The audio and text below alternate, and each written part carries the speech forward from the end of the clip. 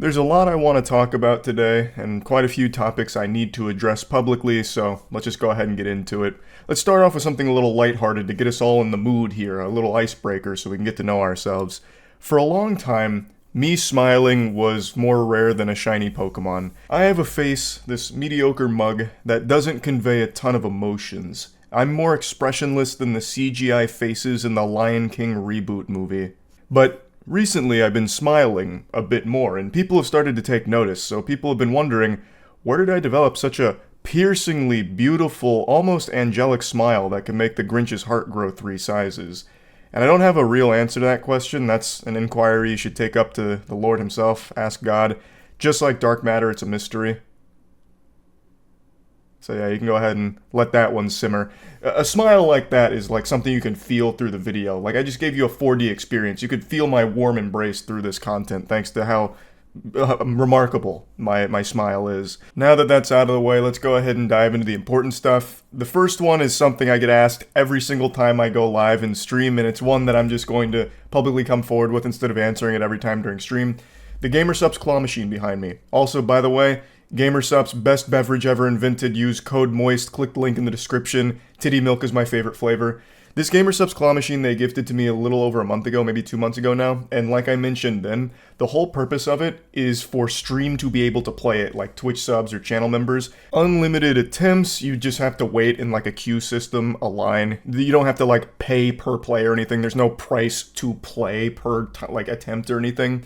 And what I was doing was going to put note cards in the Gamer Supps shaker cups that you would try and pick up, and if you get it, the note card would have a prize on it, ranging from small things like Gamer Supps flavors to a PlayStation, computer, all kinds of like wacky shit we brainstormed during stream. And now it's been 2 months, and I would actually send the prize to you, by the way. You'd actually get it. I'd mail it out to you. And now it's been 2 months and it's still not operational, so people have been banging on the door saying, let me in, when's it coming? And I still don't have a good answer. I've said for like a month now, it's like a couple weeks out, because that's what we've been told. The company we teamed up with to put that technology in place to make like an app or a website so that way people could use it has been getting a little weird. And the timeline keeps shifting, so I still don't know when, but it is coming. If everything with the company we've been working with this whole time falls through, we'll find someone else or somewhere else to do it. But I think it's a really fun idea, so it is still happening. I just don't know when. And I'm sorry I've been so wrong on the ETA for it. I only know what I've been getting told, and things keep shifting constantly. So, wanted to finally, talk about that a little more instead of just every single stream mentioning it. Now, the next thing I want to thoroughly dive in on is music. You remember yesterday I posted a video covering how a bunch of people in a movie theater started setting off fireworks to celebrate their favorite actor appearing on screen? Well, that celebration has nothing on how the music industry celebrated the return of the Gentlemen. Me and Troy are back. I swear to God, it's been like Mardi Gras for people with good taste in music. People fucking firing off cannons, super excited to see the return of the Gentlemen, pioneers in the cuck-core musical genre with 2019 Guy. Our resume is endless. We just dropped the brand spanking new EP. It's available on Spotify and Bandcamp and pretty much anywhere where you can access music. It's 5 tracks, and we also did like a CD and t-shirt bundle if you want some high-quality Gentlemen items. All of that's available right now. I'll put a link to it in the description. Now, one thing I've done since the genesis of the Gentlemen is kind of go over the songs. Like, I don't know how many of you have been around since the beginning of the biggest musical project since the Beatles, but from the very first track we dropped, 2019 Guy, I wanted to go in and kind of dissect it a bit further, and I've done that for like every track we've ever released, so I wanted to do that now for this EP. Instead of doing each individual one, I'll just do all 5.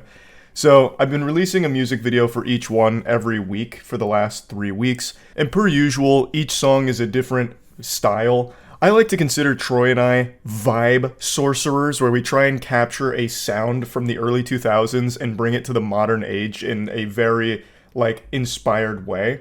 So, the first one we released is What's Next. What's Next is a Power Man 5000 style song all about the pains and agony of getting older and not knowing what happens when you die. It's a super silly, goofy one that was just a lot of fun to make. There's not like a deeper lore or story to it. I'm getting older, and every single day I end up doing something that hurts a shoulder just by reaching too far into my drawer to grab a fork or something.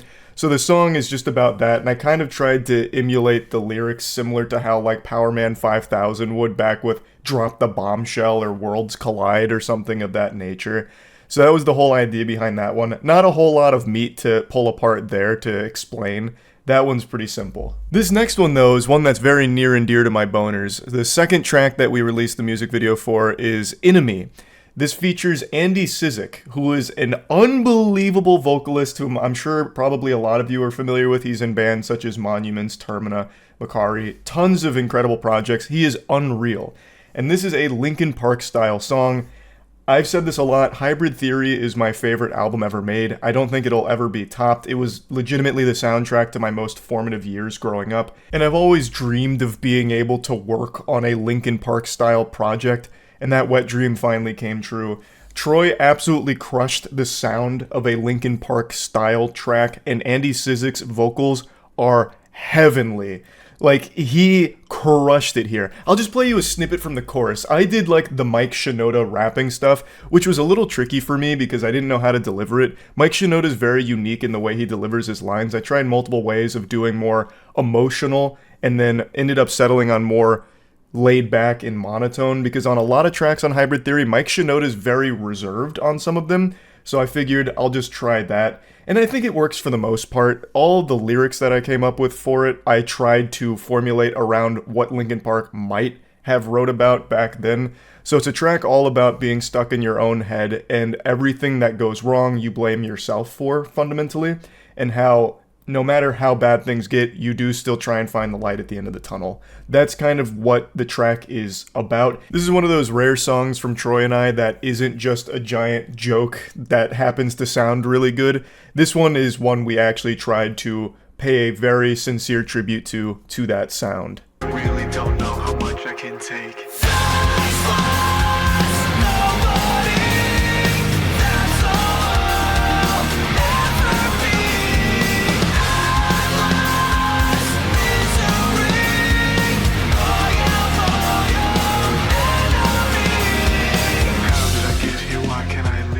Now for the most recent music video we released. It's one that was so far out of my comfort zone. I've never done something quite as nerve-wracking as this. It's for our track, Let You Down. And for it, I did a live ballet interpretive dance in front of a crowd of a few hundred people. I've never really done anything in front of like a live audience or anything. This was actually during our watch party last 2 months ago now. And at the end of it, I thought this would be cool to have like an audience participation in basically what would be that Napoleon Dynamite scene where he does that dance in front of everyone, except me, who has really no dancing prowess whatsoever. So we hired a choreographer who's extremely good. He's worked with like John Legend and a ton of other like big artists. So he came up with like a really goofy routine for this song.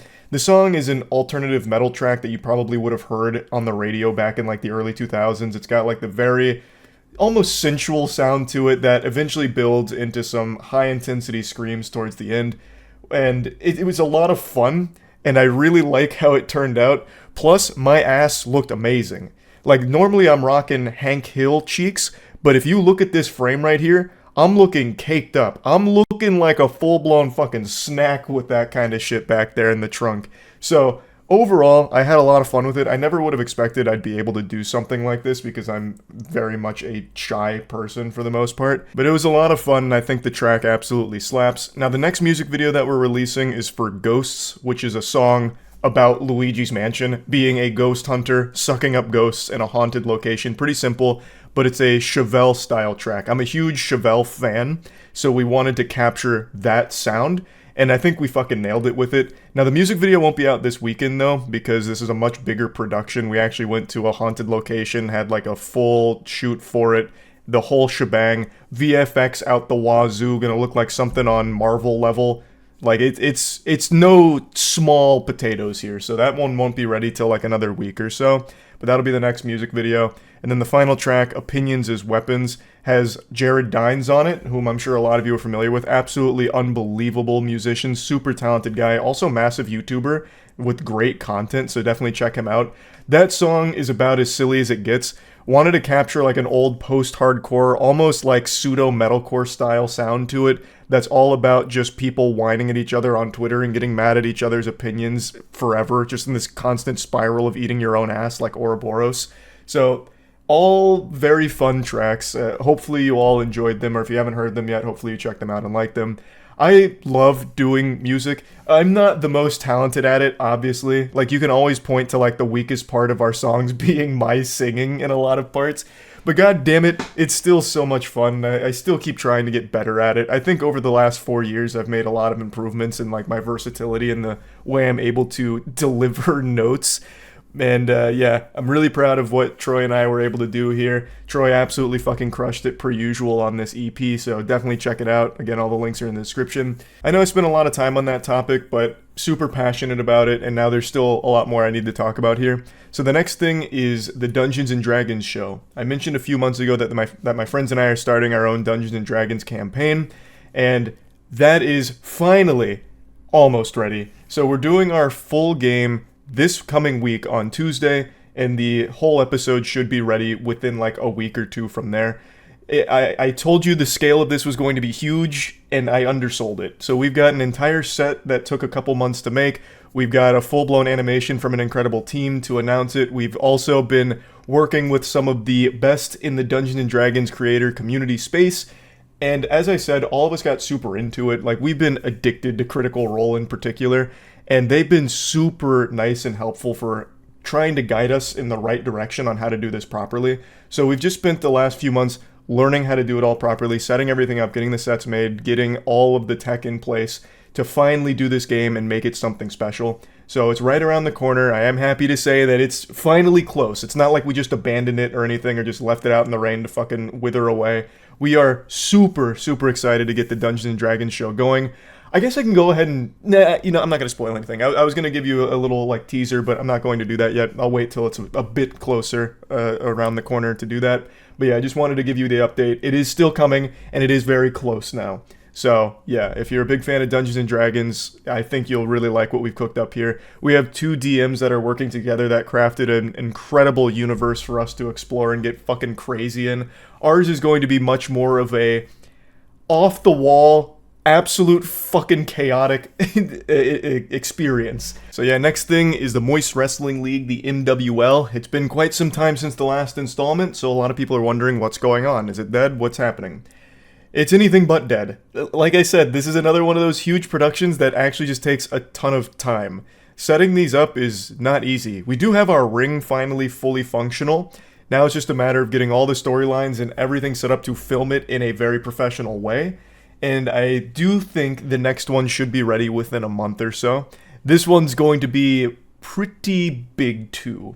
We've got a lot of moving parts now, plus we have a lot more mentorship from some of the best in the industry. Like, I'm trying not to spoil anything here because I'm just trying to give general updates, but everything has amped up on that side when it comes to the MWL. So the next installment will be before the end of the year, at least. I think I can confidently say that, and it will be the biggest one we've done so far in terms of everything that happens with the storyline, the match itself, and the implications of it going forward. So the MWL is still very much a thing that we are extremely dedicated to bringing to the biggest possible form it can reach. I think those are most of the big topics that I wanted to cover, so now I'm just going to do some rapid fire small things.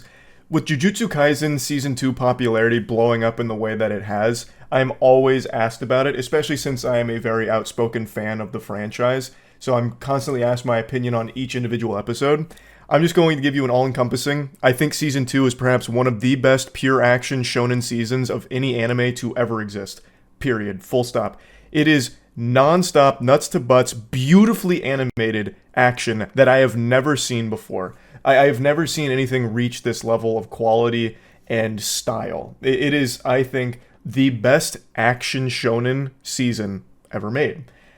I want to go ahead and put that to bed right now with where I stand on it, but Unfortunately, that doesn't mean that it's all sunshine and rainbows for Jujutsu Kaisen, because I'm sure a lot of you have seen about the animator meltdown. It's no secret that in Japan, many of the animators are overworked and underpaid, to the point of, like, actual health concerns and problems from it.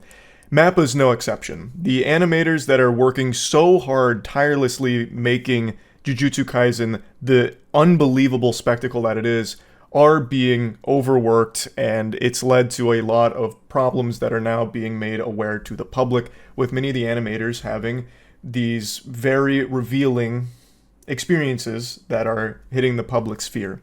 And it's extremely sad to see, because Jujutsu Kaisen is without a doubt an unbelievable show.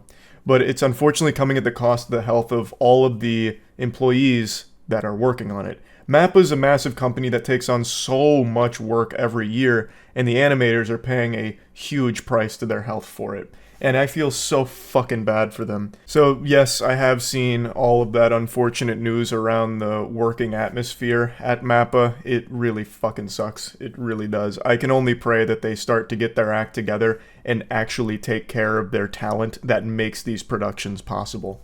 So yeah, I wanted to mention that because I keep getting asked about Jujutsu Kaisen, and of course I can't talk about Jujutsu Kaisen without talking about how awful the working environment seems to be. So anyway, moving forward to something happier, and also I'll stay in the anime realm as well. There is a show that is criminally underrated that flew under the radar that I've sung the gospel about on stream from time to time. It's called Link Click. Season 2 recently wrapped up, and I haven't seen nearly enough buzz about this show that it deserves. It is so well written.